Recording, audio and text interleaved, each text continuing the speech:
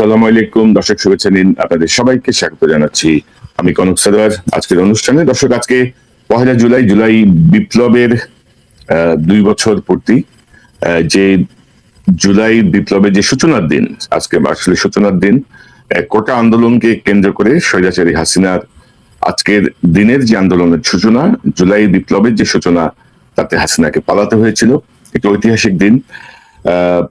জুলাই বিপ্লবের এই সূচনার দিনে, কোটা আন্দোলনকে কেন্দ্র করে যে জুলাই বিপ্লবের সূচনা, সেই সূচনার দিনে আজকে আমরা কথা বলবো জুলাই ফাউন্ডেশন, জুলাই আহতদের জন্য এবং জুলাই শহীদ পরিবারের জন্য যে জুলাই ফাউন্ডেশন, সেই জুলাই ফাউন্ডেশনের অবস্থা কি, আহত এবং শহীদ পরিবারদের অবস্থা কি, এই সম্পর্কে আমরা বিস্তারিত জানবো। আমার সঙ্গে যোগ দিচ্ছেন লেফটেন্যান্ট কর্নেল কামাল আকবর, যিনি জুলাই ফাউন্ডেশনের সিইও হিসেবে দায়িত্ব পালন করছেন। আকবর ভাই, আপনাকে স্বাগত জানাচ্ছি আজকের অনুষ্ঠানে। ভাই, আপনাকে অনেক ধন্যবাদ এবং আপনার মাধ্যমে আপনার সকল দর্শককেও আন্তরিক অভিনন্দন জানাচ্ছি এই 1 জুলাই এর এই দিবসের জন্য।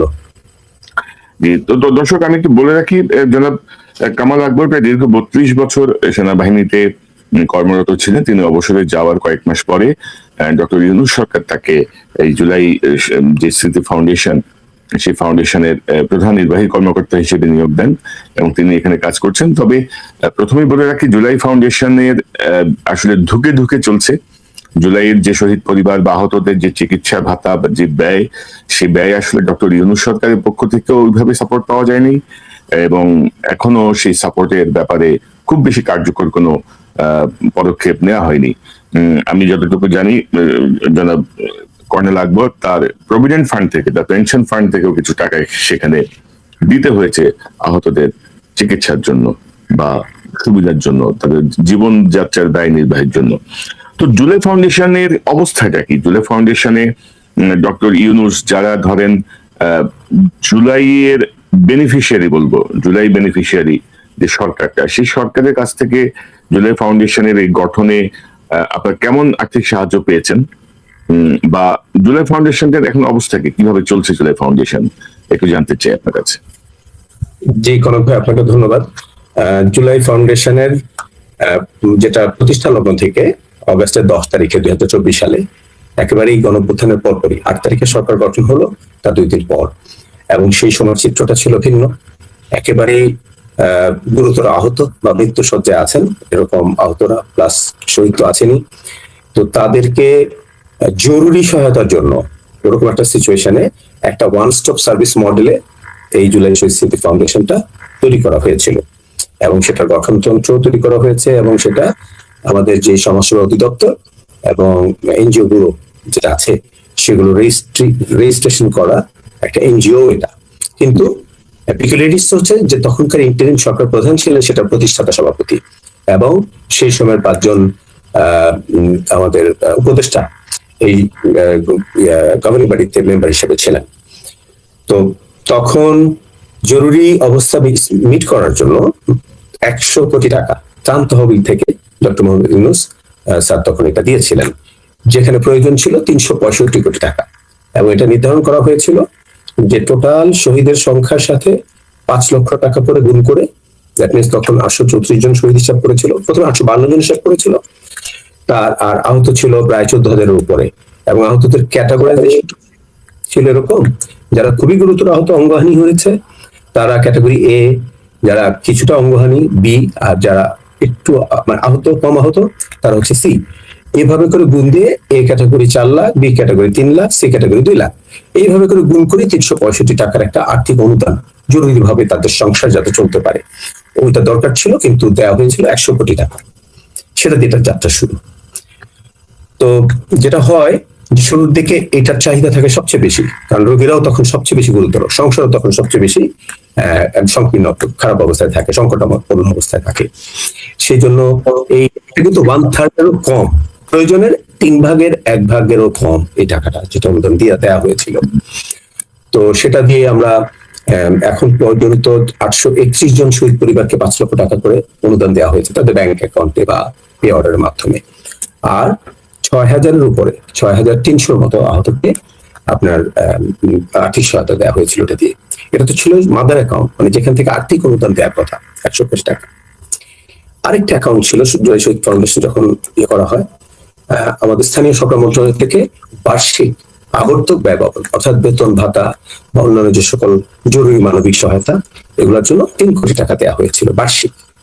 সেই 3 কোটি টাকা 24-25 অর্থ বছর, 25-26 অর্থ বছর, কারণ 25-26 অর্থ বছর দেওয়া হয়নি আর, এবং এই যে 26-27 অর্থ বছর যেটা শুরু হচ্ছে আজ অব্দি এই 2 অর্থ বছর প্লাস 1 অর্থ বছরের অর্থ দিয়ে চলতে গিয়ে আবর্তক ব্যয়টা শেষ হয়ে গিয়েছে আজ থেকে 4 মাস আগে। অর্থাৎ কর্মচারী কর্মকর্তারা বেতন পাচ্ছে। মানে ইউনূস সাহেবও মানে ধরেন যে বরাদ্দ দিয়েছেন একবারই বরাদ্দ দিয়েছেন, কিন্তু যে 365 কোটি টাকা দেওয়ার কথা যে হিসেব, সেখান থেকে আপনারা পেয়েছেন 100 কোটি টাকা। 100 কোটি টাকা, জি জি। ওটা তো সরকারি, মানে আমি বলবো যে পাবলিক মানি থেকে। এছাড়াও আমাদের বাংলাদেশের জনগণ, আপনি জানেন যে এত কোটি কোটি জনগণ এটার সাথে আছেন, তো এই মানুষগুলো একটু একটু করে দিয়েছেন, দিয়ে 100-র সাথে আরো 24 কোটি টাকা বিভিন্ন জায়গা থেকে এসছে। এর মধ্যে বাংলাদেশ ব্যাংকেরও 5 কোটি টাকা আছে। এই সবকিছু মিলিয়ে 124 কোটি টাকা পেয়েছিলাম আমরা মাদার অ্যাকাউন্টে, যেটা থেকে আর্থিক অনুদান দেওয়া যাবে, আর কিছু করা যাবে না। তো সেখান থেকে আজ অব্দি আমরা 120 কোটি প্লাস খরচ করেছি। এখন আমাদের কাছে 3,85,00,000 টাকা আছে ওই অ্যাকাউন্টে। বুঝছি। তো এখন কর্নেল আকবর, ধরেন মানে একজন সেনা কর্মকর্তা হিসেবে আপনি তো জানেন যে এটা হচ্ছে একটা ফ্যাসিস্ট রেজিমের বিরুদ্ধে ছাত্র জনতার যেই রুখে দাঁড়ানো, ইটস ওয়ার, তাই না? একটা মানে যুদ্ধাবস্থা, মানুষ মারা গেছে, এবং এই ছাত্র জনতা যদি সেই সময়ে এতটুকু ঝুঁকি না নিত, আমরা কিন্তু ফ্যাসিজম থেকে বেরোতে পারতাম না। আমরা যেভাবে 17 বছর 15 বছর জেগে বসেছে, সেখান থেকে আমরা বেরোতে পারতাম না। তো তাদের প্রতি কি আপনি মনে করেন যে ডক্টর ইউনূসের সরকার থেকে শুরু করে বর্তমান সময়ে যারা আছে তাদের প্রতি সেই ন্যায় বিচার হচ্ছে, তাদেরকে আমরা সেই সম্মানটুকু দিতে পারছি? এক কথায় না, আমি এখন একটু ভেঙে বলবো। জি, সম্মানের কথাটা যেহেতু এনেছেন, সম্মান একটা বড় ব্যাপার, এটা শুধুমাত্র টাকা পয়সা দিয়ে হয় না, সম্মান কথার মধ্যে দিয়েও আসে। আমাদের যে আহত ভাই বোনেরা হাসপাতালে চিকিৎসা নিতে গিয়েছেন, তাদের যে স্বাস্থ্য কার্ড, মানে সরকার নীতি করেছেন যে তারা বিনা পয়সায় চিকিৎসা পাবেন, ফার্স্ট ট্র্যাকে চিকিৎসা পাবেন, অর্থাৎ তাদের জন্য আলাদা লাইন, তারা সবার আগে যেতে পারবেন। কিন্তু বাস্তব চিত্রটা সেটা ছিল না। ওনারা হাসপাতালে চিকিৎসার জন্য যাওয়ার পরে একটা অপারেশন করবেন, পরশুদিন অপারেশন হবে, আজকে তাকে এমআরআই করতে হবে। হাসপাতালের এমআরআই মেশিন, একটাই এমআরআই মেশিন, সেটা নষ্ট। আমি কোনো হাসপাতালকে স্পেসিফিক্যালি বলতে চাই না, এই কথাগুলো আমরা স্বাস্থ্য মন্ত্রণালয়কে বিভিন্ন সময়ে মিটিং করে তাদেরকে বলেছি, ওরা রেজুলেশনও বের করেছেন। ওনারা হাসপাতালের অ্যাম্বুলেন্স কিন্তু আহত ব্যবহার করতে পারছে না, তিনি পা তো পাকা করতে পারে না, সোজা পা নিয়ে উনি বাসে উঠবেন কিভাবে, উনি নীলফামারী যাবেন কিভাবে, ওরা অ্যাম্বুলেন্স সার্ভিস। তারপরে আরো যে ঔষধ নাই হাসপাতালে, সাপ্লাই নেই, অনেক হাসপাতাল থেকে যে বাজেট শেষ। তো আমার এটা তো আছেই। আর ব্যবহারের যে জায়গাটা, সেটা হচ্ছে যে আহতকে তো একটা সম্মান দিতে হবে, কিন্তু তাকে যদি বলা হয় আর কত, এটা অসম্মানের জায়গা। আর কত মানে, আমরা তো অনুদান দিই, তাকে তো আমরা ভিক্ষা দিচ্ছি না। সে আমাদের নতুন বাংলাদেশ দিয়েছে তার জীবনের ঝুঁকি নিয়ে, আর তাকে আমি বলবো যে আর কত, এটা হতে পারে না। এবং এমনও হচ্ছে যে একজন আহতকে, এই ক্যাটাগরির আহতকে কিন্তু 20,000 টাকা করে মাসে ভাতা দেওয়া হয়। এখন অনেকেই বলেন যে ও মাই গড, ও তো 20,000 করে টাকা পাচ্ছে মাসে। আমি আপনাকে 43 জন আমাদের যারা দৃষ্টিশক্তি হারানো ভাই আছে তাদের কয়েকজনের কথাই বলি।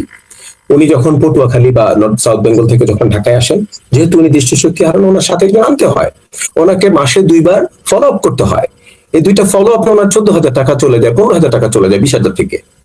উনি ছিল একমাত্র উপার্জনক্ষম। তো আমরা এইভাবে ভাবলে হবে না। সম্মানের জায়গা, তাদেরকে পুনর্বাসনের জন্য বিভিন্ন ধরেন বিজিএমইএ, বিকেএমইএ, সেখানেও কিন্তু আমাদেরকে বলেছিল যে আপনারা শহীদ পরিবার এনাদের সিবি পাঠান, আমরা চাকরি দিব। বাট ওখানে যখন আমরা সিবি পাঠাই, তাদেরকে যে চাকরির জায়গাটায় অফার করা হয়, সেটা সম্মান না। আমাদের সব কাজেরই মূল্য আছে, আমাদের শ্রমিক ভাইরাও কিন্তু কাজ করছেন, তাদের কিন্তু সম্মান রেখেই বলছি। কিন্তু আমাদের এই শহীদ আহত, তাদেরকে তো আমরা একটু উঁচু আসনে রেখেছি। তার মধ্যে শ্রমিকও আছেন, তার মধ্যে রিক্সা চালকও আছেন, সবার প্রতি সম্মান রেখে বলছি। সো ওনারা ভালো নেই। আমাদের একজন আহত বগুড়াতে ফিজিওথেরাপির জন্য তার মাসে খরচ হয় 23,000 টাকা, আর উনি সরকার থেকে ভাতা পান 20,000 টাকা। আপনি আমাকে বলেন যে এটা কি সম্মান হলো? তার ওই ফিজিওথেরাপিটা না করলে তার হাতটা আর বাঁকা করতে পারবে না, যেটুকু এখন করতে পারছে এটা পারবে না, ওটা অকেজ হয়ে যাবে, যেটা রয়ে গেছে এখন। তো আমাদের বাংলাদেশের মানুষ কিন্তু খুবই মানবিক মানুষের কথা বলছি, সাধারণ মানুষ। আমি এটা প্রাইভেট ফিজিওথেরাপির কথা বলছি, হাসপাতালের কথা বলছি। আমি ডক্টরকে ওখানে ফোন করলাম, ওই প্রাইভেট ফিজিওথেরাপির ডক্টর, মানে ওটার মালিক উনি। আমি যখন ওনাকে বললাম আমার এই আহত ভাইটা তো মাসে মাত্র 20,000 টাকা পায়, আপনাকে 23,000 টাকা দিলে উনি কোথেকে দিবে? হ্যাঁ, আপনি এটা কিছু করে দিতে পারেন না, আপনি তো মাফ করে দিতে পারেন না, মানে মওকুফ করে দেন। এবং আপনি আশ্চর্য হবেন যে সেই ডক্টর ওখানেই বলেছে, হ্যাঁ তার কাছ থেকে আমি আর কোনো টাকা নিব না, তার ফিজিওথেরাপি চলবে, সব সেশন চলবে, যতটা সেশন লাগে। তো এই জায়গাগুলোতে কিন্তু আমাদের সাধারণ মানুষের ভেতরে মায়া আছে। কিন্তু আমার কষ্টটা হচ্ছে যারা এটার জন্য দায়িত্বপ্রাপ্ত সরকারের বেতনভোগী মানুষজন যারা, হ্যাঁ, সেখানেই হচ্ছে সমস্যা। তিনি তো মানুষের ট্যাক্সের টাকা, আমি যেমন নিজে, আপনি আমাকে বলছেন যে আমার পেনশনের টাকা থেকে আমি 10 লাখ টাকা লোন দিলাম কেন, আমি বলবো যে এটা তো আমার টাকা না, আমাকে তৈরি করতে বাংলাদেশের মানুষের, আপনি টাকা দিয়েছেন, ট্যাক্স দিয়েছেন। তো ওইভাবে চিন্তা করলে তো আসলে কোনোটাই আমার না, মানুষের।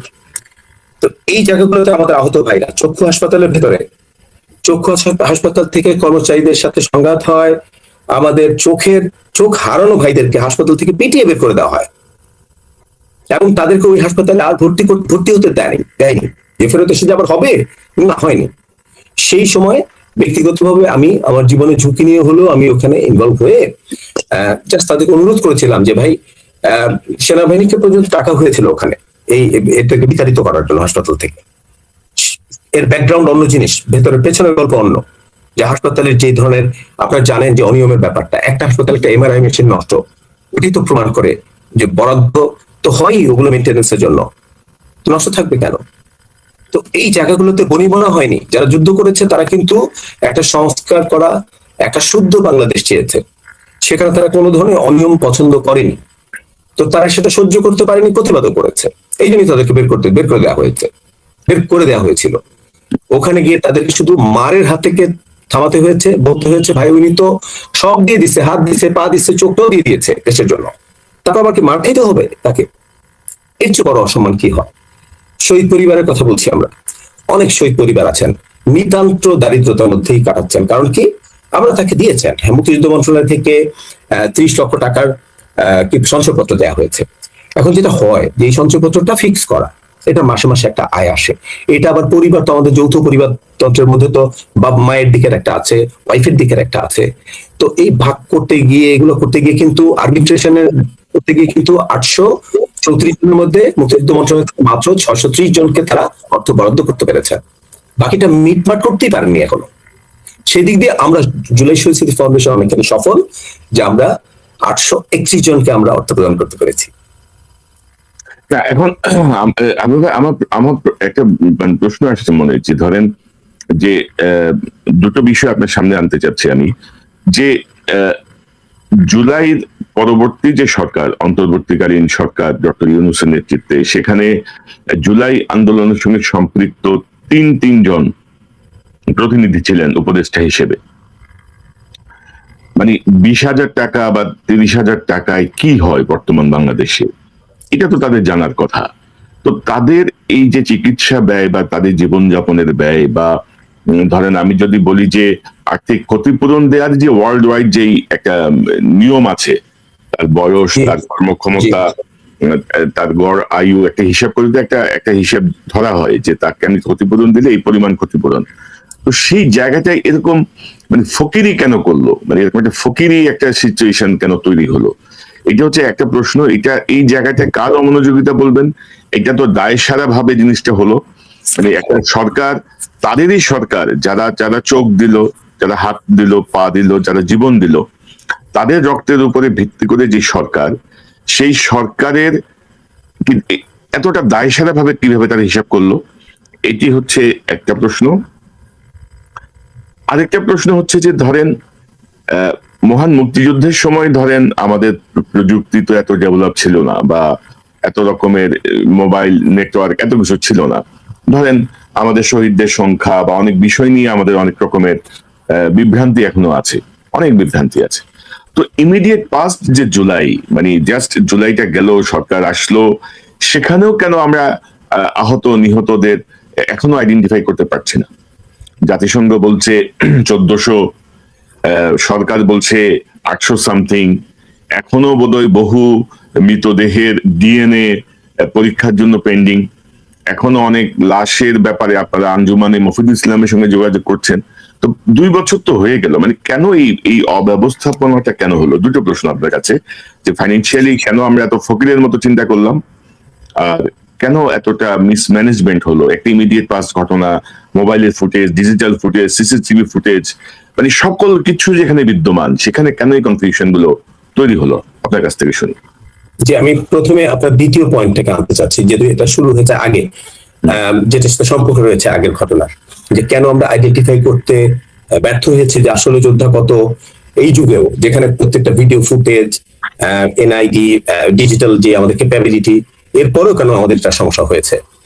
এখানে সবচেয়ে বড় সমস্যা যেটা হয়েছে সেটা হলো যেই হাসপাতালগুলোতে আমাদের রোগীরা ওই সময় আন্দোলনের সময় ট্রিটমেন্টের জন্য গিয়েছে, আমার এক ছাত্র গিয়েছিল গুলিবিদ্ধ হয়ে, সে শহীদ হয়েছে।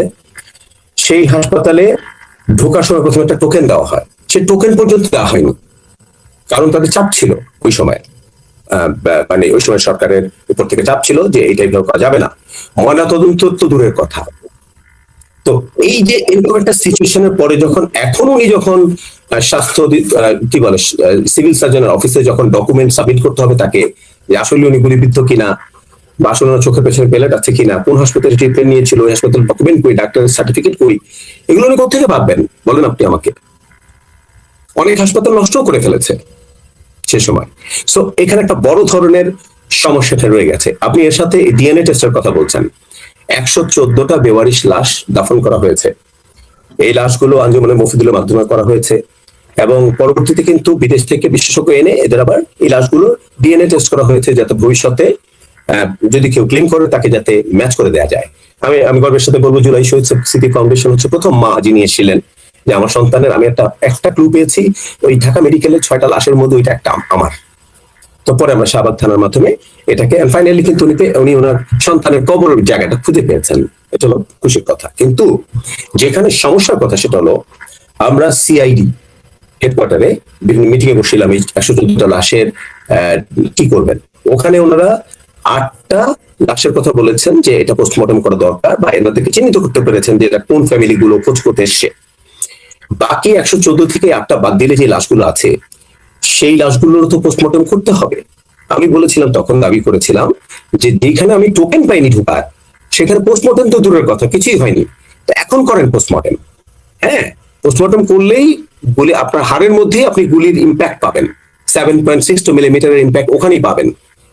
হ্যাঁ, তারপরে ওখানে আদিল স্যার ছিলেন, I want to give him credit, উনি তখন একজন উপদেষ্টা ছিলেন, আদিল রহমান স্যার, উনি আমার সাথে সাপোর্ট করে বললেন হ্যাঁ ইয়েস ওই সময় এই সিচুয়েশন ছিল না, সো 114টারই ইয়ে করতে হবে, আপনার পোস্টমর্টম করতে হবে। এখন এই ডকুমেন্ট নিয়েই তো হাসপাতাল থেকে সেই সময়কার ডকুমেন্ট উনি কি পাবে? ওগুলো তো নেই। এইটাই লাগবে হলো স্বাস্থ্য সিভিল সার্জন অফিসে প্রথম ডকুমেন্ট যে আমি আহত হয়েছিলাম।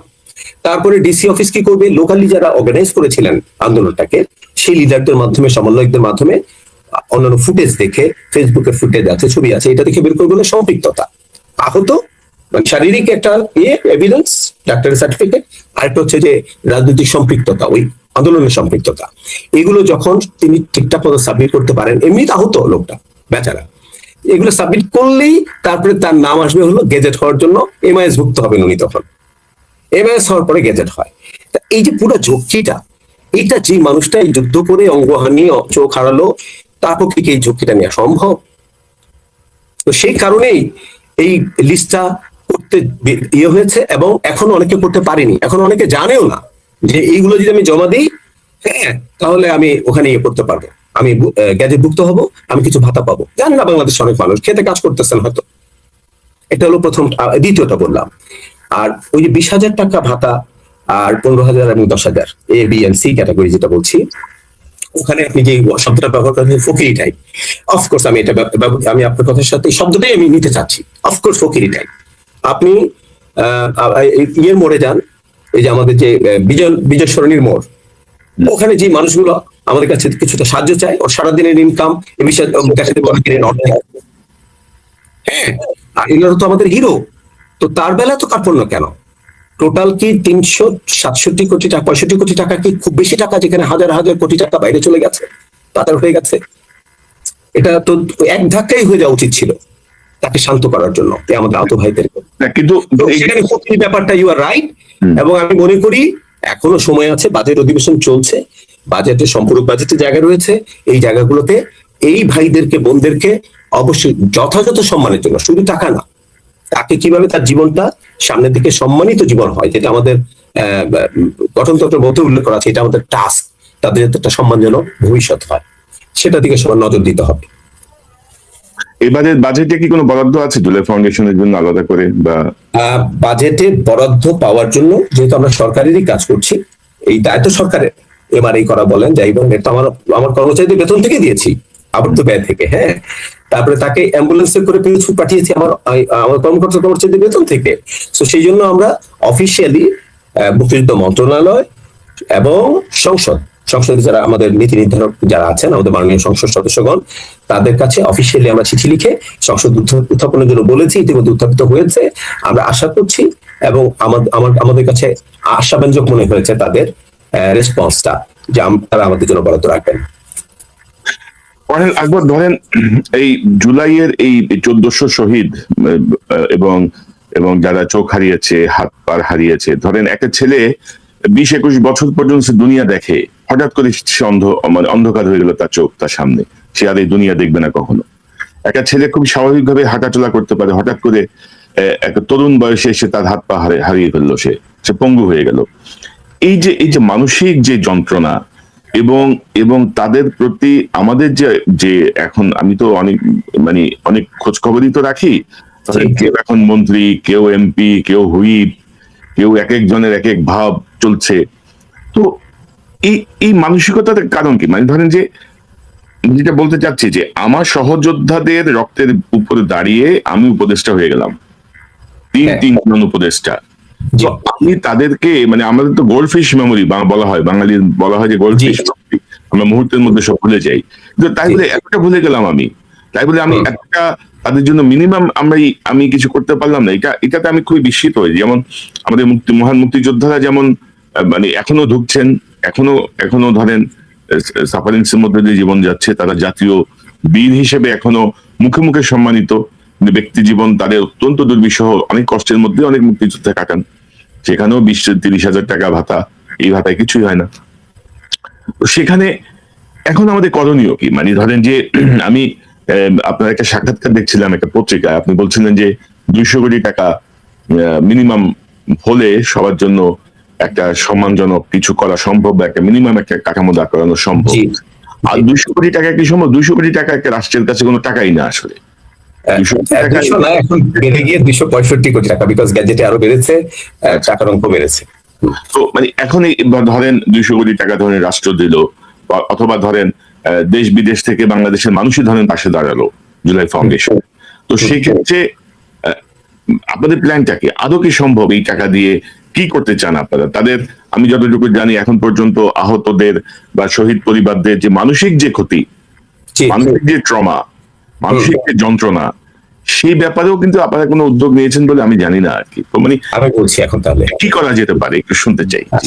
আমাদের কাজের মধ্যে যে জরুরি চিকিৎসা সহায়তা যেটা, সেটা শুধুমাত্র যে ফিজিক্যাল শরীরের অঙ্গ প্রত্যঙ্গের মধ্যে তা না। আপনি খুব সুন্দরভাবে টাচ করেছেন একটা কথা, যে একটা 18 বছর বয়সের একটা ছেলে, 20 বছর বয়সের, 16 বছর বয়সের একটা ছেলে, সে সারাটা জীবন দুনিয়াটা দেখছে, হঠাৎ করে সব অন্ধ। এটা তাকে যেভাবে কুকড়ে কাঁদাচ্ছে, এবং ভেতরে তার যে ক্ষতটা তৈরি হয়েছে, ট্রমা যে অবস্থা, এই ট্রমা থেকে বের করে আনতে হলে তাকে সম্মানজনক একটা জায়গায় বসাতে হবে, টাকা না শুধু। এবং তার জন্য দরকার হচ্ছে পুনর্বাসন, আর হচ্ছে ট্রমা হিলিং কিছু থেরাপি লাগবে। তো আমাদের নিজস্ব একজন মানসিক ট্রমা হিলিং থেরাপিস্ট আমাদের জুলাই ফাউন্ডেশনও আছেন। তো তার মাধ্যমে আমরা স্টাডি করার পরে, আমি একটা উদাহরণ দিতে চাই আপনাকে। আপনি যাদের কথা বলছেন তারা ছাড়াও শহীদ পরিবারের কথাই বলি। একজন মা তার 2টা মেয়েকে নিয়ে, 15-16 বছরের 2 মেয়েকে নিয়ে 4 তলায় দাঁড়িয়েছিলেন উত্তরায়। 7.60 মিলিমিটারের গুলি এসে যখন এক মেয়ের মাথায় লাগে, আমি একটু, আপনি কাটেল করে নিতে পারেন, এটাতে যেহেতু একটু ডিস্টার্বিং কথাটা, ওই মেয়ের মগজটা মায়ের কোলে পড়ে। সেই মা সেদিন থেকে যে কথা বন্ধ করেছেন, আর উনি কথা বলতে পারছেন না বা বলছেন না। এটা হচ্ছে চূড়ান্ত ট্রমা। তো এই ট্রমাটাইজ মানুষগুলোর জন্য আমরা যদি শুধু সেমিনার করি, আমি অনেক সেমিনারে গিয়েছি, একই কথাই বলেছি যে সেমিনার না, সেমিনার গুলো একটা একটা আলাপ আলোচনা কি করা যায়, যেটা এখন আমি আপনি কথা বলছি কি করা যায়, বাট কি করব, এক্সিকিউশন মোস্ট ইম্পর্টেন্ট, একটা দিন মোস্ট ইম্পর্টেন্ট। তো আমরা কি করেছি, আমাদের জন্য বাজেট নেই, but what we D July foundation, আমরা এরকম 15টা মাকে বেছে বের করেছি যাদের অবস্থা খুবই খারাপ, মানসিক অবস্থা। তো এই 15টা মাকে আমরা চিন্তা করে দেখলাম যে তাকে আমি কাউন্সেলিং এর ইয়েটাও করাবো, ফিল্ডে ঠান্ডা একটা নীরব জায়গায় নিয়ে যাব, সেখানে তারা একসাথে কান্না করবে, একসাথে মোনাজাত করবে, একসাথে তার বাচ্চার ছবি বুকে জড়ায় কান্নাকাটি করবে, আবার একটু বলি না আমরা একটু যে একটু ঘুরতে যাওয়ার মতো, হ্যাঁ একটু স্পেস লাগবে একটা মানুষের বের হয়ে আসতে। এই 15 মাকে আমরা পর্যটন কর্পোরেশনে রিকোয়েস্ট করে তাদের কাছ থেকে 2টা সুন্দর গাড়ি নিলাম, রিকোয়েস্ট করে, we are thankful to them, তারা দিয়েছেন, তেল আমরা দিয়েছি, ওনার গাড়ি দিয়েছেন, নিয়ে গেলাম। সাংবাদিকদের একটা রেস্টুরেন্ট আছে, ওনারা ব্রেকফাস্ট বানায় 300 ফিটের ওখানে, নিরিবিলি একটা জায়গা, আশেপাশে ফুল টুল আছে, ওখানে বললাম একসাথে নাস্তা করলেন নাস্তা। সেখান থেকে নিয়ে চলে গেলাম জলসিঁড়িতে, আমাদের আর্মির একটা পার্ক আছে ওখানে, আবার আমি বললাম আমি 7 জনকে ফ্রি ঢুকাইতে পারি, আমাদের তো টাকার হিসাব করতে হয়। তো সেখানে ওই জলসিঁড়ির ওখানে ঢুকেই উনি ওনার ছেলের ছবিটা পেয়েছেন, আমরা বাধাই করে দিয়েছি যে আগে উনি এক্সস্ট করুক, ছেলের ছবি বা বাচ্চার মেয়ের ছবি বুকে নিয়ে উনি এক্সস্ট করলেন, মানে যতটুকু কান্না করা যায় সবাই একসাথে। তারপরে আমরা ওনাদেরকে ডাক্তারের কাছে দিলাম, ওইখানেই পার্কে, নদীর পাড়ে, এই লেকটার পারে, যে ডাক্তার এখন ওনাদেরকে কাউন্সেলিং করুক, মেডিকেল ট্রিটমেন্ট যেটা ওটা দিল। তারপরে দুপুরে খাবার খেলেন একসাথে। তারপর আবার বিকালে সেনাবাহিনীর কাছে ধন্যবাদ জানাচ্ছি যে তারা ডিসকাউন্টে আমাদের, ওদের যে বোট আছে ওনাদের, ওই বোটে ওনাদেরকে একটা বোট রাউন্ড দিলেন। হয় কি, শোকও পালন করবো, কিন্তু আমি তো মানুষ, দিন শেষে আমাকে একটা স্পেস দিলে, সবাই যখন একসাথে ছিল এবং বের হয়ে আসার সময় তাদের যে মুখটা আমরা দেখেছি, ফেসটা, আর সকালে যে ফেসটা দেখেছি, এই দুটার মধ্যে যে পার্থক্য, সেটাই বলছে যে আমাদেরকে এরকম এক্সিকিউশনে গেলে এই ট্রমা হিলিং এর ব্যাপারগুলো থেকে আমরা বের করে আনতে পারবো। তাদেরকে সচল না করলে তো সংসারটা বসে যাবে। ওই এক মেয়ে মারা গিয়েছে, আরেক মেয়ে তো আছে, ওই সংসার তো পুরোটা অচল হয়ে আছে। কোনো কোনো পরিবার একটা আইটেম খায় না, যে ও খাই তো আমি খাই না। আমাদের শহীদ আনাস যে চিঠি লিখে মরে মানে গিয়েছে মৃত্যু মুখে, সে যেটা পছন্দ করতো তার মা বাবা শারিয়ের ভাই এবং এনারা ওটা খায় না ঈদের সময়, এটা আমরা খাবো না। এগুলো তো একটা বিপর্যয়। অনেক শহীদ ফ্যামিলিতে চুলা জ্বলে না, যে না কে রান্না করবে, কি করবো, ভেঙে আছে। এই ট্রমা থেকে বের করতে হলেও এখানে বাজেট লাগবে। আমরা কিন্তু এই 15টা মাকে আপনাকে বললাম যে কিভাবে স্বাস্থ্যটা করে ইয়ে করে যে কোথা থেকে বাঁচাবো করে করেছি, আর এটার জন্য বাজেট নেই আমাদের। তো এই জায়গায় আমাদের যেতে হবে। একই সাথে আহত যারা রয়েছেন তাদেরকে যথেষ্ট পরিমাণ পর্যালোচনা করতে হবে তার লাইফটাকে, যে উনি কে, কততম সন্তান। হ্যাঁ, এমনও পরিবার আছে যে উনি হচ্ছে সবচেয়ে ছোট সন্তান, আহত হয়েছেন, তার বড় 2 ভাই ইউনিভার্সিটিতে পড়ছেন। এখন আমি যদি ওই অনুদানটা যদি শুধু পরিবারকে দিয়ে দিই, ভাই ও তো ছোট মানুষ, হ্যাঁ, বড় 2 ভাই, এটা বাংলাদেশ বা অনেক কিছু আমরা জানি না কখন ইয়ে হয়, ফ্যামিলির মধ্যেও তো ট্র্যাজেডি থাকে, ফ্যামিলির মধ্যেও তো কোন্দল থাকে। আমাদের উদ্দেশ্য হচ্ছে যিনি আহত হয়েছেন ওর জন্য কি করতে পারি, এটা যাতে তার জন্য সাস্টেনেবল হয়। সো এরকম এক রোগীর 2 ইঞ্চি হাড় ভেঙে গেছে, 2 ইঞ্চি পায়ের, ডাক্তার বলছে পুষ্টিকর খাবার খেতে হবে, আবার হাড়টা বড় হওয়ার জন্য হাঁটতে হবে। সো এই অ্যানালিসিস করে ওই রোগীটাকেই আমরা তার বাড়ি থেকে 1 কিলোমিটার দূরে একটা দোকান করে দিয়েছি। দোকানে টাকা কই পেয়েছি, তার যে মাদার অ্যাকাউন্টে সে আর্থিক অনুদান পাওয়ার কথা, সেই টাকার একটা বড় অংশ তাকেই দিয়েছি, তার হাতেই চেক। আর আমরা যোগাযোগ করে দিয়েছি ওই দোকানদার যিনি ওনাকে লিজ দিবেন, যারা কাগজপত্র লিখে দিতে পারে, তারপরে ওখানকার যারা ব্যবসায়ীরা আছেন তাদের সাথে কথা বলে ভাই দেখা রাখেন। হ্যাঁ, এই যে কাজগুলো এটা আমরা করি আমাদের আবর্তক ইয়ে থেকে, নিজস্ব আমাদের বেতন ভাতার খাতগুলো থেকে করেছি এটা আমরা কষ্ট। সো এই দোকানে বসে ওই ছেলের যে হাসি, হাত একটা নাই, মানে একটা অবশ, এখানে কেটে ফেলে মাংস কেটে ওষুধ এরা আছে, কিন্তু তার মুখে কিন্তু দারুণ হাসি, আমি আপনাকে শেয়ার করবো। আমরা এই হাসিটা দেখতে চাই। আমি এটাই বলছি, সম্মান যে আপনি বলছেন না যে সম্মানটা কই, সম্মানটা এইভাবে করা যায়। আমরা হিসাব করে বের করেছি যে আমরা যে স্টাইলে কাজ করছি খুব প্রম্পট, আমরা বিদেশ থেকে 41 লক্ষ টাকা একটা অনুদান পেয়েছিলাম একটা মাইরিয়ার একটা কাছ থেকে।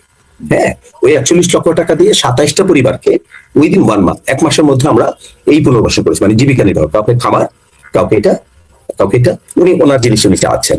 ওনারা চাকরি করতে স্বাচ্ছন্দ্য বোধ করেন না। কি বলেন জানেন, যে আমার যদি কেউ কানা বলে, এটা বাংলাদেশ, আমাদের মায়া দয়া কম। আমরা ছোটকালে দেখেছি কুকুরে ঢিল মারতে, বিদেশে তো কুকুরে কোলে নেয়। হ্যাঁ, তো এই আমাদের একটু সমস্যা আছে।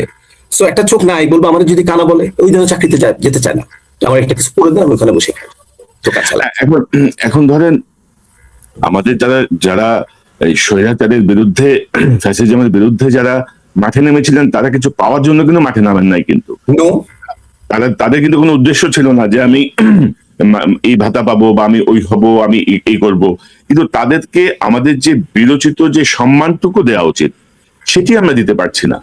পাশাপাশি আরেকটা অত্যন্ত গুরুত্বপূর্ণ ইস্যু যে নিরাপত্তাহীনতায় তারা ভুগছেন প্রত্যেকেই। আপনি জানেন যে পলাতক হাসিনা মানে তার বিভিন্ন অডিও বক্তব্যে নানাভাবে কিন্তু ক্রমাগত হুমকি দিয়ে যাচ্ছে, এবং গত 2 বছরে বেশ কয়েকজন জুলাই যোদ্ধা তারা কিন্তু মানে কি বলবো রহস্যজনক মৃত্যুবরণ করেছেন, মানে যেটাকে আমরা বলবো যে অপঘাতে মানে অপমৃত্যু বলবো আর কি, স্বাভাবিক মৃত্যু না, নানা রকম ঘটনা ঘটেছে। জুলাই ফাউন্ডেশন জুলাই বিপ্লবীদের জন্য, জুলাই যোদ্ধাদের নিরাপত্তার জন্য আসলে আপনারা কি কোনো দায়িত্ব আছে কিনা আপনাদের, বা এই ব্যাপারে সরকারের অবস্থানটা কোথায় একটু যদি বলেন আমাদেরকে। জি, প্রথমে জুলাই শহীদ স্মৃতি ফাউন্ডেশনের কথা বলছি। তাদের নিরাপত্তার জন্য স্পেসিফিক এজেন্ডা আমাদের দেয়নি, আমাদের 4টা কাজ দিয়েছিল, কিন্তু নিরাপত্তাটা আমরা নিজেরাই নিয়েছি যে এটা তো আগে দিতে হবে তাকে। তো সেই জন্য যেটা করেছি আমরা, আমাদের একটা কমিটি করা হয়েছে। সেই কমিটিতে আমাদের একজন লয়ার, জুলাই ফাউন্ডেশন থেকে একজন লয়ার আছেন, পুলিশ প্রশাসন থেকেও আছেন, বিচার বিভাগ থেকে, সব জায়গা থেকে প্রতিনিধি নিয়ে একটা কমিটি করা হয়েছে যে কেউ যদি এরকম কোনো সমস্যা ফেস করেন এই নম্বরে ফোন করবেন, আপনার কাছে পৌঁছে যাবে। দেখেন, আমি একটা কথা খুব সুন্দর সবসময় বলতে চাই, এগুলো খুব গভীর গবেষণা করে করা হয় না। এত আহত, এত দেশের এত কোনায় কোনায় ছড়িয়ে ছিটিয়ে আছে, এটা ওই একটা কমিটিকে ফোন করে সেটাকে দিয়ে তার নিরাপত্তা নিশ্চিত করা, এটা কঠিন ব্যাপার। এটা করতে হলে ওই লোকাল থানায় এরকম কমিটি থাকতে হবে, থানাতেই। এখন থানাতে কমিটি করবে, কমিটিতে সেরকম মানসিক জোন নিয়ে যারা করবেন, এটা থানা ওই লোকাল এলাকার মধ্যে থাকতে হবে। হ্যাঁ, এটা হলো আমার ব্যক্তিগত কথা। নিরাপত্তার জন্য যে একটা কমিটি করে দিলাম, যে আমরা তো একটা কমিটি করে দিয়েছি, আমি এটাকে বলবো না যে খুব বেশি ইফেক্টিভ একটা কিছু, হ্যাঁ একটা ব্যবস্থা, কিন্তু খুব বেশি ইফেক্টিভ না। তবে আমরা বসে থাকিনি।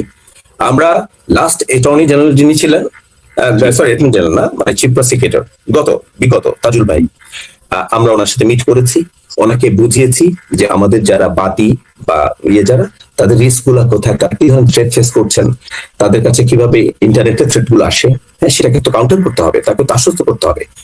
তাদের জন্য সরকার অবশ্য বলেছেন আপনি যদি চান আপনাকে আমরা দৃশ্যমান অথবা যেটাকে বলি আমরা যে গোপনীয় গার্ড যেটা থাকে, ক্ল্যান্ডেস্টাইন টাইপ পেছন থেকে কভার করবে, এটা একটা ব্যবস্থা নিয়েছে।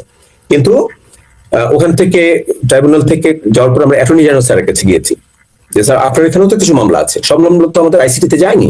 হ্যাঁ, তো আপনার এখানে এই মামলাগুলোর অগ্রগতির প্লাস হচ্ছে আপনার এখানে জামিন হয়ে যাচ্ছে যাদের, হ্যাঁ এটা নিয়ে শহীদ পরিবারগুলো শঙ্কিত হচ্ছে। তিনি যাকে তার, আমি শহীদ নাফিসের কথা বলছি, যে রিক্সায় করে যে লাশটা আপনারা নিতে দেখেছেন রিক্সাওয়ালাকে, আমাদের বাংলাদেশের দরিদ্র মানুষগুলো রিক্সাওয়ালা বলি যাই বলি আমরা অনেকে তাদেরকে কিভাবে দেখি জানি না, আমার কাছে মনে হয় তাদের মায়া দেওয়া আমাদের যাদের একটু টাকা পয়সা আছে তাদের চেয়ে বেশি। উনি কিন্তু টেনে নিয়ে যাচ্ছেন হাসপাতালে, তার পেছনে দৃশ্যমান একজন পুলিশ অফিসার, তো তার তো রোল আছে এখানে, একটা নাগরিক এখানে গুড়ি খেয়ে ইয়ে হয়ে আছে। হ্যাঁ, সেগুলো আমরা দেখিনি। তো ওই মানুষগুলো যখন জামিন পেয়ে যায়, ওরকম কিছু মানুষ, ওই বাবার কষ্ট হয় যে ইনি জামিন পায় কিভাবে।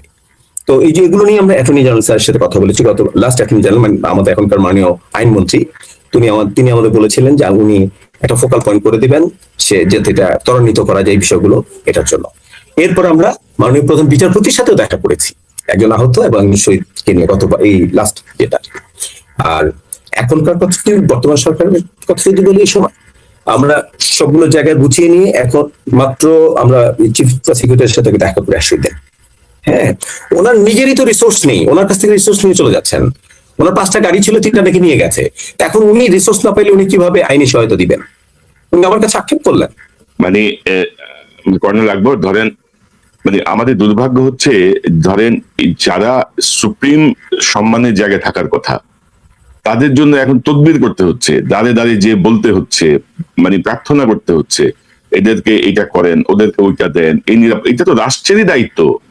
মানে আমার দুঃখ লাগে কোথায়, যে যেখানে এই জুলাই বিপ্লবের পরবর্তী সরকার অন্তত প্রায় 2 বছরের কাছাকাছি তো ক্ষমতা ছিল, 18 মাসের বেশি, তো তারা কি করলো? মানে আমি এটা আসলে যখন হিসাব মিলাতে যাই তখন আমি খুবই মানে কি বলবো, মানে বিরক্ত, মানে ক্ষুব্ধ হয়ে। হিসাব আপনি মেলাতে পারবেন না, আমি ওখানে যে খুব twist, করি।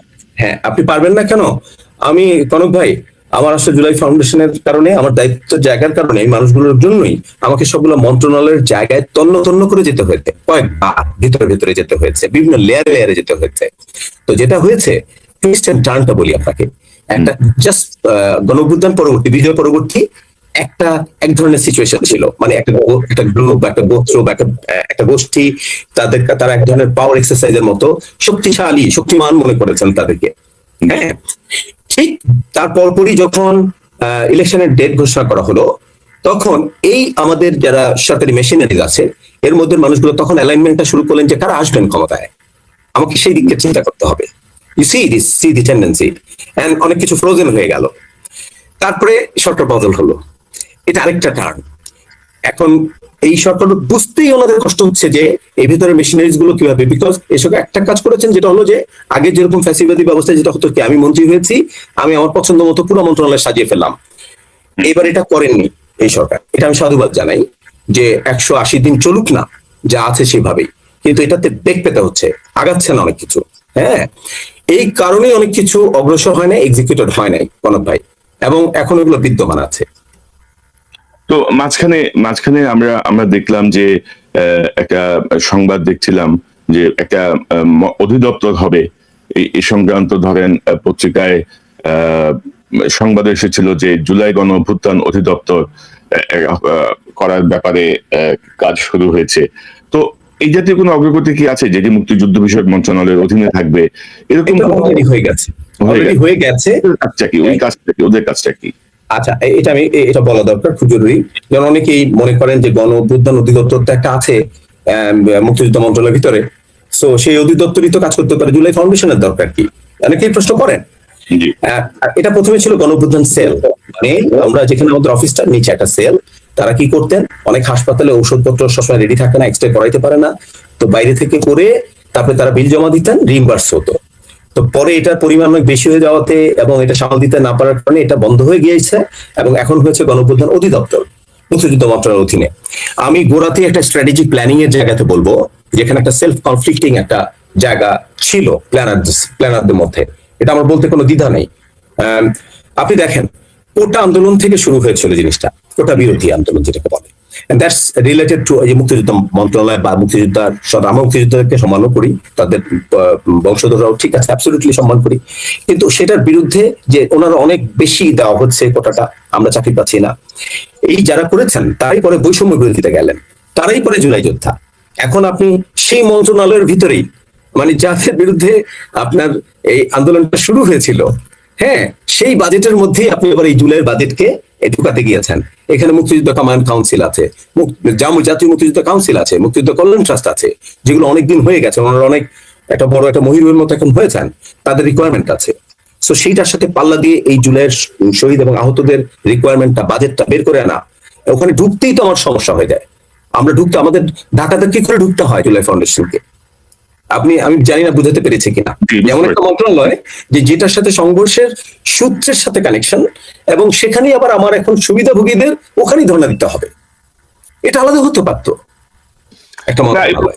এবং ধরেন ভেরি আনফরচুনেটলি ধরেন ওই যে পলাতক যে শক্তি হাসিনার অনুসারীরা কিন্তু মুক্তিযুদ্ধ এবং জুলাই বিপ্লবকে মানে মুখোমুখি দাঁড় করিয়ে দিয়েছে, কিন্তু এটা দাঁড় করিয়ে দিয়েছে এবং করছে, এখনো করছে। কিন্তু আমি আপনাকে একটা ভালো উদাহরণ দিতে চাই।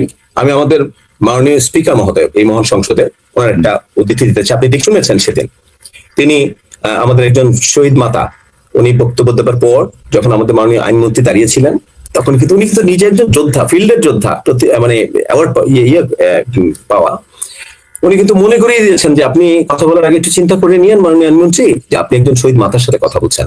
সো শ্রদ্ধা, ভক্তি, সম্মানের জায়গায় কিন্তু মুক্তিযোদ্ধা এবং জুলাই যোদ্ধাদের মধ্যে নিজেদের মধ্যে সংঘাত নেই, সংঘাতটা আছে একটা অদৃশ্য শক্তির কাছে, সেখান থেকে উৎপত্তিটা হয়। তারা চায় যে এখানে একটা সংঘাত জিয়ে থাক। আমি বাংলাদেশ চলচ্চিত্র ট্রেনিং ইনস্টিটিউটে একজন মুক্তিযোদ্ধা সম্পাদক উপস্থিত ছিলেন, আমাদের সিনিয়র একজন মুক্তিযোদ্ধা সম্পাদক, হ্যাঁ, কিন্তু সেখানে ট্রেনি ছিল সব জুলাই যোদ্ধা। তো যেই মুহূর্তে আমি জানতে পারলাম যে উনি একজন মুক্তিযোদ্ধা সম্পাদক, আমি বললাম যে আমাদের এখানে আজকে একজন বীর মুক্তিযোদ্ধা সম্পাদক স্যার উপস্থিত আছেন, জুলাই যোদ্ধারা সবাই আপনারা দাঁড়িয়ে তাকে সম্মান জানান। একটা সেকেন্ড লাগেনি, তাদের বডি ল্যাঙ্গুয়েজ তো বোঝা যায় আমার জুলাই যোদ্ধারা দাঁড়িয়ে সাথে সাথে তাকে স্যালুট করে সম্মান জানিয়েছে। সো সংঘাতটা আসলে যোদ্ধাদের মধ্যে না, সংঘাত হচ্ছে যোদ্ধাদের বাইরের একটা শক্তি তাদের রাজনৈতিক অভিলাষ এবং তাদের রাজনৈতিক উচ্চাভিলাষকে চরিতার্থ করার জন্য এটা জিয়ে রাখতে চায়। তো এখন ধরেন একটি বিষয়, ধরেন আমরা আমরা আমরা আমরা যতটুকু বুঝি, এটা তো আপনার কাছে নিশ্চয় স্পষ্ট, দেশের মানুষের কাছে স্পষ্ট, যে ধরেন শেখ হাসিনার তার এই দুঃশাসনের 17 বছরে যে ভয় ঢুকিয়েছিল মানুষের মধ্যে, গুম খুন মামলা গ্রেপ্তার হয়রানির মাধ্যমে, জুলাই বিপ্লবের এই যোদ্ধারা সেই ভয়টা কিন্তু একেবারে উড়িয়ে দিয়েছে, সেই ভয়টা কিন্তু কাটিয়ে দিয়েছে। সো আমরা এখন দেখি তরুণদের বা সাধারণ মানুষের যে কথা আমরা শুনি বিভিন্ন গণমাধ্যমে, তাদের যে সাহসিকতা, সেই সাহসিকতা কিন্তু আবার ফিরে এসেছে। তো এটি কিন্তু ধরেন ভবিষ্যতের যারা সরকারে আছেন বা বিভিন্ন দায়িত্বে আছেন, তারা কিন্তু মনে করলেই হবে না যে আমি হাসিনার মতো হয়ে যাব, আমি সবকিছু শক্তি দিয়ে দমন করে আমি আমার রাজত্ব টিকিয়ে রাখবো। তো আমার অনুষ্ঠানের শেষ দিকে কর্নেল আকবর, আমি জানতে চাচ্ছি যে জুলাই যোদ্ধাদের, আহতদের, নিহতদের পরিবারদের সম্মানজনক জীবনযাপন এবং তাদের নিরাপত্তা নিশ্চিত করার জন্য বর্তমান তারেক রহমান সরকার নেতৃত্বে কি করা যেতে পারে, বা সে ব্যাপারে আপনাদের কোনো সাজেশনস আছে কিনা, বা জুলাই ফাউন্ডেশনকে আপনারা মানে আর কি করতে পারে? ধরেন সরকার যদি ব্যর্থ হয়, আমার তো মনে হয় যে বাংলাদেশ এবং দেশের বাইরের লক্ষ লক্ষ মানুষ আছে এদের পাশে দাঁড়ানোর জন্য। মানে আপনি এটাকে যত ইগনোর করেন, মানে পৃথিবীতে আমরা ধরেন আমি আমেরিকায় থাকি বা পৃথিবীর বিভিন্ন দেশে যারা থাকেন বা বাংলাদেশের, আমি তো বলবো শতকরা এখনো 70% মানুষ বিশ্বাস করে যে এই ছাত্র জনতা যদি মাঠে না নামতো, মানে কোন গণ অভ্যুত্থান সফল হয় না সাধারণ মানুষের অংশগ্রহণ ছাড়া। এই ছাত্র জনতা যদি মাঠে না নামতো, হাসিনাকে আপনি 41-এর আগে সরাইতে পারতেন না। তো এখন কি করা যেতে পারে? আমরা দেখতে কনস্ট্রাকটিভ একটা পজিটিভ দিকে যাই, কারণ প্রধানমন্ত্রী অনেক বেশি পজিটিভ, তিনি কদিন আগেও ব্যাপারে খুব পজিটিভ বক্তব্য রেখেছেন। তো আমি আপনার কাছ থেকে জানতে চাই। জি আচ্ছা, জি আমি আপনাকে এটা দিয়ে বলছি, আমি আসলে কোন ধরনের যে প্রশংসা করার বা করে ইয়ে করা সেটার জন্য না, আমি রিয়েল চিত্রটাই বলছি। আমরা যখন অফিসিয়ালি সরকারের বিভিন্ন ইয়ের মাধ্যমে এবং মাননীয় প্রধানমন্ত্রী বরাবরও আমরা আমাদের রিকোয়ারমেন্ট গুলো, ওনাদের দুর্দশা গুলো আমরা তুলে ধরেছি, চিঠি আকারে পাঠিয়েছি। এবং মজার ঘটনা হচ্ছে যে আমি খবর পেলাম যে উনি রুট লেভেলে আমাদের মাননীয় প্রধানমন্ত্রী বিভিন্ন আহতদের সাথে কথা বলেও জানার চেষ্টা করছেন। ওনাকে যারা তথ্য দিচ্ছেন পুরাটাই উনি যে বিশ্বাস করছেন সেটা না, উনি নিজেই আবার খোঁজ নিচ্ছেন তাদের সাথে। এবং এই নিয়ে রাত দিন কাজ চলছে, তাদেরকে কিভাবে সুন্দরভাবে পুনর্বাসন করা যায়। আমি আপনাকে আরো বলছি যে মাননীয় প্রধানমন্ত্রী যে প্রেস সচিব, প্রেস সেক্রেটারি, প্রেস উইং যারা আছে, উইং এ যারা আছেন, তাদের অনেকের সাথে গত 2 দিনে আমার 3বার কথা হয়েছে। ওনারা এটা নিয়ে কাজ করছেন। আগামী 11 তারিখে আমাদের একটা ডিজিটাল উন্মোচন অনুষ্ঠান আছে, এটা কিন্তু জুলাই শহীদ স্মৃতি ফাউন্ডেশনের। সরকার কিন্তু ইগনোর করেননি, সাপোর্ট করে এগিয়ে এসেছেন, বলছেন যে ওকে এখানে কি কি লাগবে, কি করতে হবে, কি বক্তব্য দিতে হবে, কি দিতে হবে, আমরা এটা কাজ করছি। আমরা পজিটিভ দেখছি সংসদের ভেতরেও আমাদের শহীদ এবং শহীদ পরিবাররা যখন বক্তব্য দিচ্ছেন, তাদের রিকমেন্ড দিচ্ছেন, তাদের অ্যাটিটিউড, বডি ল্যাঙ্গুয়েজ পজিটিভ দেখছি। কিন্তু সেটা সম্পূর্ণ প্রমাণিত হবে হচ্ছে বাজেট পাস হয়ে যাওয়ার পর।